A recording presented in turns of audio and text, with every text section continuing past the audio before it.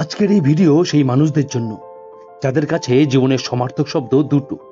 প্রথমটি হলো জল আর অপরটি হলো ফুটবল। সাল 2002। 18 বছরের এক তরুণ পা রেখেছিল মোহনবাগানের ড্রেসিং রুমে। এরপর তাকে আর পেছন ফিরে তাকাতে হয়নি। East Bengal, tempo, Chirag United, Churchill brothers সহ খেলেছেন কলকাতার সমস্ত নামিদামি ক্লাবের হয়ে। আর সে আর কেউ নন, সে হলো the captain, the legend, the leader, Sunil Chhetri. বর্তমানে অ্যাক্টিভ প্লেয়ারদের মধ্যে মেসি, রোনাল্ডো এর পর তৃতীয় নম্বরে যার নাম আসে আন্তর্জাতিক ফুটবলে, তিনি আমাদের সুনীল ছেত্রী। ভারতের ফুটবলের এই কিংবদন্তি শেষবারের মতো মাঠে নামলেন ভারতের জার্সি পরে কুয়েতের বিরুদ্ধে।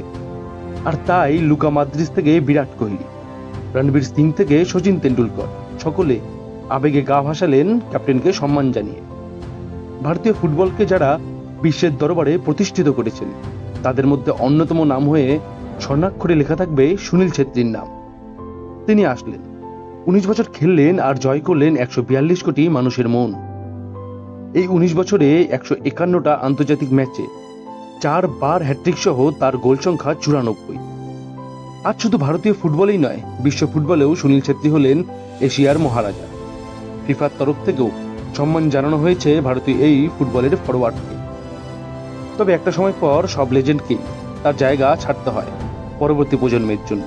আর সেই পরবর্তী প্রজন্মের সামাদ, গুরপ্রীত, চান্দি, মালবীর সহ গোটা ভারতীয় ফুটবল টিম শেষবারের মতো গার্ড অফ অনার জানালেন তাদের ক্যাপ্টেন সুনীল ছেত্রীকে। আজ হয়তো সুনীলকে খালি হাতে ফিরতে হয়েছে। তবে কি সত্যি তিনি খালি হাতে ফিরলেন? খেলার পর হাত জোর করে গোটা মাঠে ঘুরলেন গ্যালারি জুড়ে, তখন একটাই শব্দ, ছেত্রী আর ছেত্রী।